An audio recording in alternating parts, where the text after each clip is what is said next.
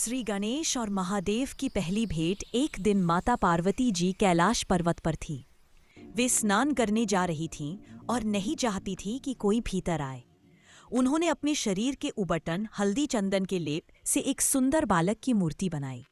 अपने आशीर्वाद और शक्ति से उसमें प्राण फूंक दी। वह बालक जीवित हो उठा।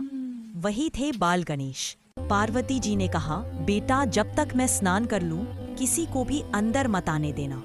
गणेश जी ने सिर झुकाकर कहा, जैसा आप कहें माताश्री। और वे द्वार पर डटकर पहरा देने लगे। कुछ देर बाद भगवान शिव महादेव अपने ध्यान से लौटे। उन्होंने द्वार पर एक अनजान बालक को खड़ा देखा। शिव बोले, बालक, मैं इस ग्रह का स्वामी हूँ, भीतर जाना चाहता हूँ।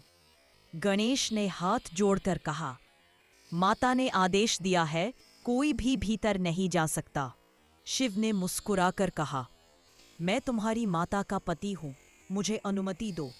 परंतु गणेश अपने वचन पर अड़िग रहे। उन्होंने द्वार बंद कर दिया। भगवान शिव के गण, नंदी और अन्य गणेश को समझाने लगे, पर गणेश नहीं माने। उन्होंने अपनी माता की आज्ञा का उल्लंघन नहीं किया। अंततः भगवान शिव क्रोधित हो उठे। उन्होंने अपना त्रिशूल उठाया और एक बार में बाल गणेश का सिर काट दिया। सारी दिशा मौन हो गई। उसी क्षण माता पार्वती बाहर आई। जब उन्होंने अपने पुत्र का निर्जीव शरीर देखा तो उनका क्रोध और दुख सीमा पार कर गया। पार्वती जी विलाप करने लगी और कहा, यदि मेरे पुत्र को जीवित नहीं किया गया तो मैं इस सृष्टि का नाश कर दूंगी। उनके रोष से तीनों लोक कांप उठे। देवता, ऋषि और स्वयं ब्रह्मा विष्णु भी भयभीत हो गए। सब भगवान शंकर के पास पहुंचे और बोले, प्रभो, माता पार्वती को शांत करें, नहीं तो सृष्टि का अंत निश्चित है।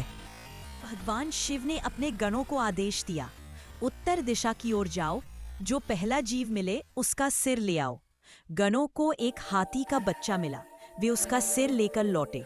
भगवान शिव ने वह सिर बाल गणेश के शरीर पर जोड़ा और उसमें प्राण संचार किए। वह बालक पुनः जीवित हुआ। अब वह गजानन, हाथी मुख वाले कहलाए। माता पार्वती की आंखें खुशी से भर आईं। भगवान शिव ने कहा, आज से यह मेरा पुत्र गणों का अधिपति होगा। इसका नाम होगा गणपति विघ्नहर्ता। संसार में कोई भी कार्य आरंभ करने से पहले सबसे पहले गणेश का नाम लिया जाएगा। देवताओं ने पुष्प वृष्टि की और समस्त लोकों में जय जयकार हुई। जय श्री गणेश, जय गजानन।